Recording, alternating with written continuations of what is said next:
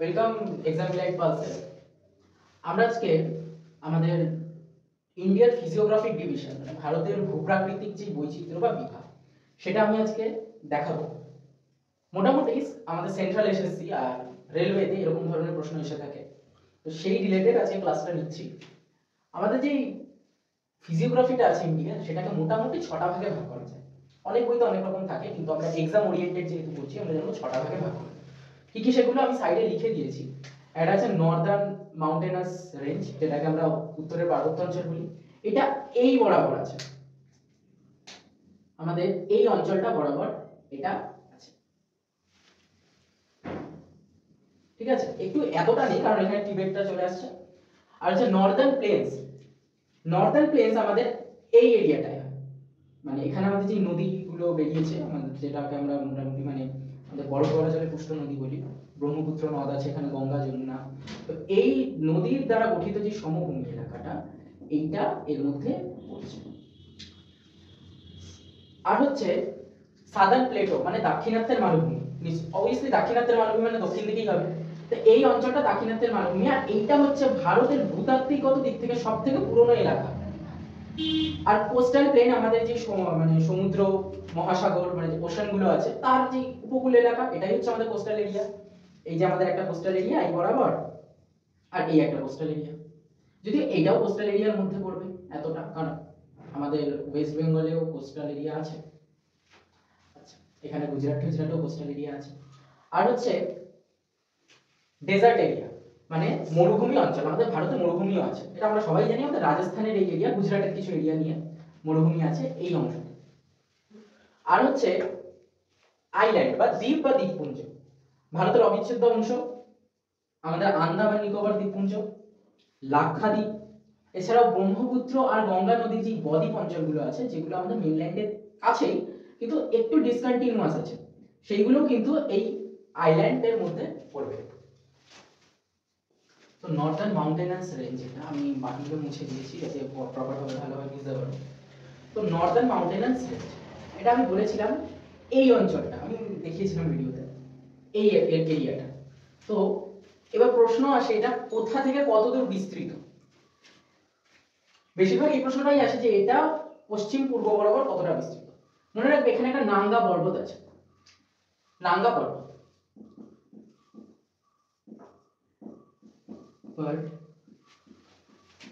এটাকে ইংলিশে নাঙ্গা পর্বত বলে।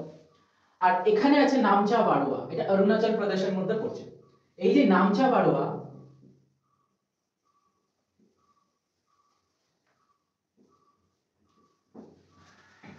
এই বরাবর হচ্ছে আমাদের হিমালয়ের বিস্তৃতি। এই হিমালয়কে দৈর্ঘ্য বরাবর ভাগ করলে মোটামুটি 4টে ভাগে ভাগ করা যায়। একটা হচ্ছে ট্রান্স হিমালয়, এই বরাবর ট্রান্স হিমালয় আছে, কিছুটা এইদিকে আছে। হিমাদ্রি হিমালয়, হিমাচল হিমালয় যেটাকে লেজার হিমালয় বলা হয়, যে শিবালিক হিমালয় একদম নিচের দিকে, এর উচ্চতা খুবই কম, প্রায় ওই 600-500 এরকম। আর সবথেকে বেশি উচ্চতা হচ্ছে ট্রান্স হিমালয়। বলে দিই এইটা কিন্তু মূল হিমালয়ের অংশ না, ট্রান্স হিমালয়। এই যে ট্রান্স হিমালয় আছে এখানে কারাকোরাম রেঞ্জ আছে, গডউইন অস্টিন যেটা আমরা বলি কেটু, এই গডউইন অস্টিন আমাদের এই কারাকোরাম রেঞ্জেরই অন্তর্গত। আর একটা কথা বলে রাখা ভালো, যদি এটা ইন্ডিয়ান পলিটিক্যাল জিওগ্রাফি পার্ট আমরা একটু বলে দিই, এইখানে কিন্তু আমাদের হচ্ছে পিওকে, যেটা এটা পাকিস্তান আমাদের দখল করে রেখেছে আমাদের এলাকা। আর এটা হচ্ছে আকসাই চীন, এই অংশটা চায়না দখল করে রেখেছে। এই যে আমি বলেছিলাম কেটু, কারাকোরামের যেটা অংশ মানে কেটু আমাদের ভারতের সর্বোচ্চ শৃঙ্গ, এটা এইখানেই পড়ছে, এই পিওকের মধ্যে পড়ছে। তো এই ট্রান্স হিমালয় যেটা আমি বলছিলাম, ট্রান্স হিমালয় থেকে আমাদের মোটামুটি 2-3টে জিনিস জেনে রাখতে হবে। কি কি সেগুলো, যেগুলো এক্সাম ওরিয়েন্টেড। এই যে ট্রান্স হিমালয়,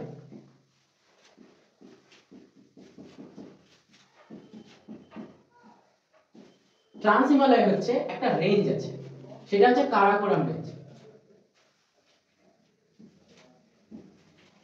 আমাদের ভারতের সর্বোচ্চ শৃঙ্গ গডউইন অস্টিন বা কেটু এটারই অংশ। এর সর্বোচ্চ শৃঙ্গ কত? এই সর্বোচ্চ শৃঙ্গর উচ্চতা কত? উচ্চতা হচ্ছে 8611 মিটার। আর এখানেই আরেকটা রেঞ্জ আছে, এটা কারাকোরামের অন্তর্গত, সেটা হচ্ছে জাসকার। আর হচ্ছে লাদাখ।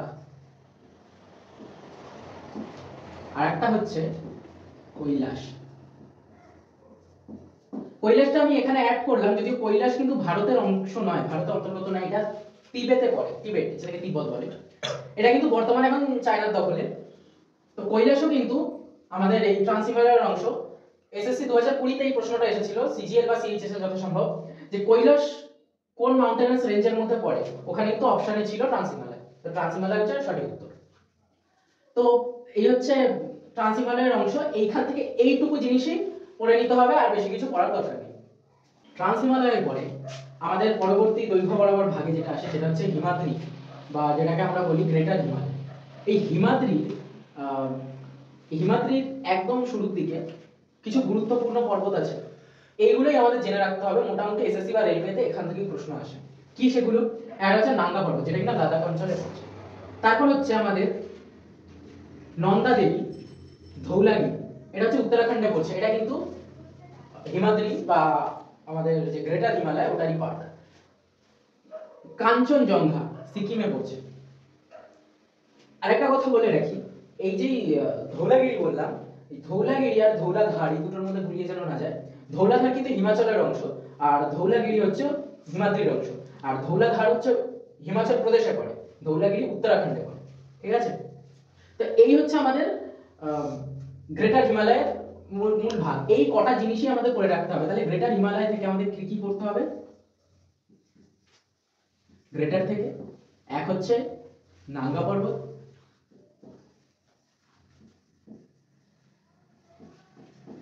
আর কি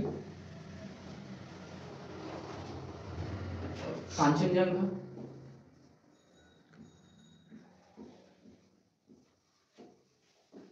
আচ্ছা এদিকে উত্তরাখণ্ডে হচ্ছে নন্দা দেবী, ধৌলাধার, সরি ধৌলাগিরি। আমি বারবার এই জায়গাটা বলছি ধৌলাগিরি ধৌলাধার, কারণ এখানে কিন্তু এসএসসি খুব গন্ডগোল করিয়ে দেয় অপশন দুটো রকম দিয়ে, এখানে যেন না ভুলিয়ে যায়। আচ্ছা, আর 4 নম্বর হচ্ছে, ও সরি 4টে তো হয়েই গেল।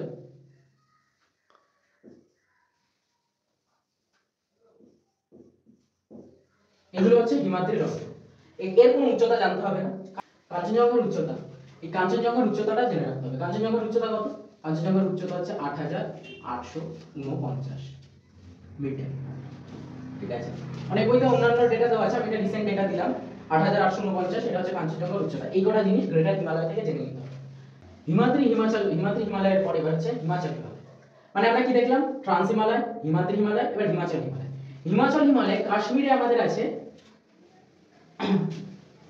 পীর পাঞ্চাল, কাশ্মীরে আছে পীর পাঞ্চাল। আর আমাদের এইদিকে হিমাচল প্রদেশে আছে ধৌলাধার, উত্তরাখণ্ডে আছে মসৌরি, উত্তরাখণ্ডে মসৌরি। নেপালে, ভারতের বাইরে নেপালে আছে মহাভারত, মহাভারত পর্বত বা মহাভারত লেক, মহাভারত লেকও আছে এখানে একটা। তো এই 4টে জিনিস হিমাচল থেকে পড়তে হবে, এই 4টে নাম জেনে রাখলেই হবে, এখান থেকে কিছু করার দরকার নেই। আর একটা এক্সট্রা ইনফরমেশন দিয়ে রাখি, এই হিমাচলে,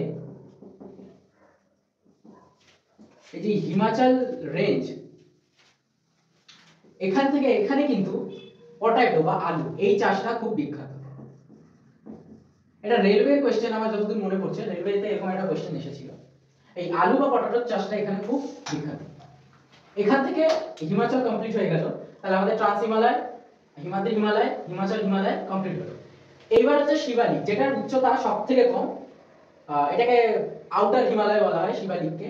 আমাদের যে দার্জিলিং এর অংশটা, সিঙ্গালীলা বা দার্জিলিং পর্বত, এটা কিন্তু এই শিবালিকেরই অংশ। তো আমাদের এই বরাবর হচ্ছে শিবালিক, একদম নিচের দিকে।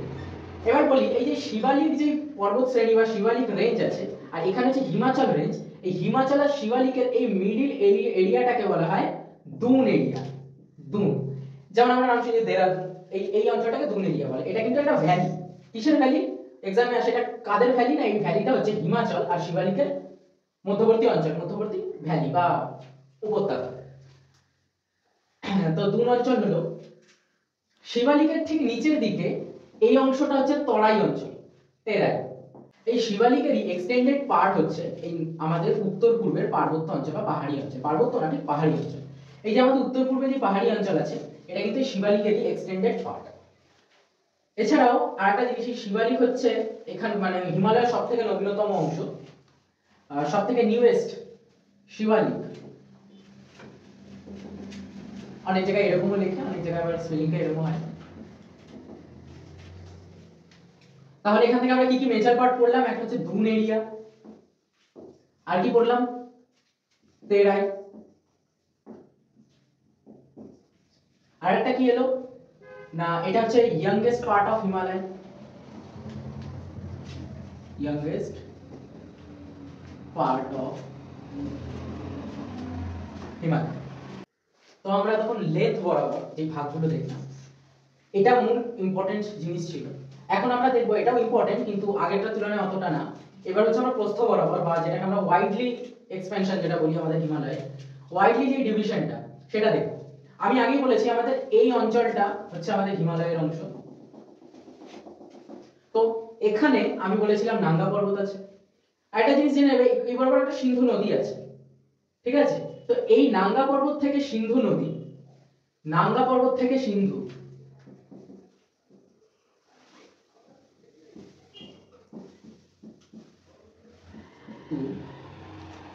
ইন্দাস রিভার, এটা হচ্ছে কাশ্মীর হিমালয়।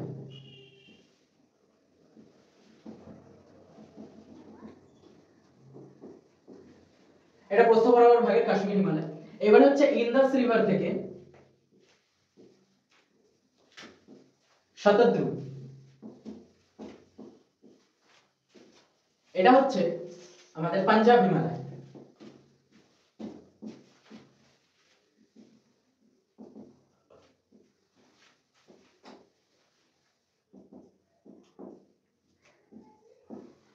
শতদ্রু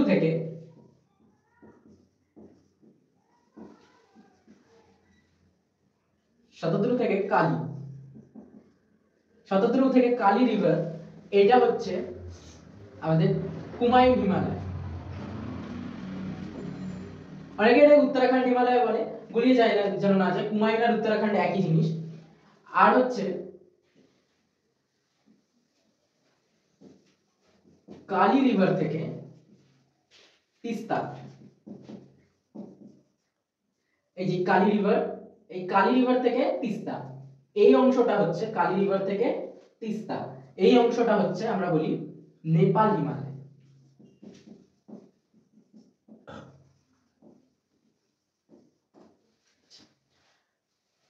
আর একটা বাকি আছে, সেটা হচ্ছে এই তিস্তা থেকে এই যে ব্রহ্মপুত্র, এই যে আমি জানি যে ব্রহ্মপুত্র এখান থেকে গেছে এইভাবে আমাদের নর্থ ইস্টের এখান থেকে এসে বাংলাদেশে প্রবেশ করে গেছে। তো এই যে ব্রহ্মপুত্র থেকে এই যে তিস্তা, এই এরিয়াটাকে বলা হয়, আচ্ছা লিখে নিই,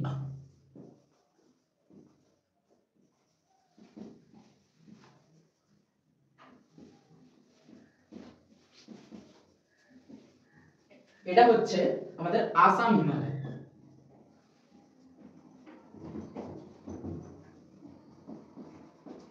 এই হচ্ছে প্রস্থ বরাবর ভাগ।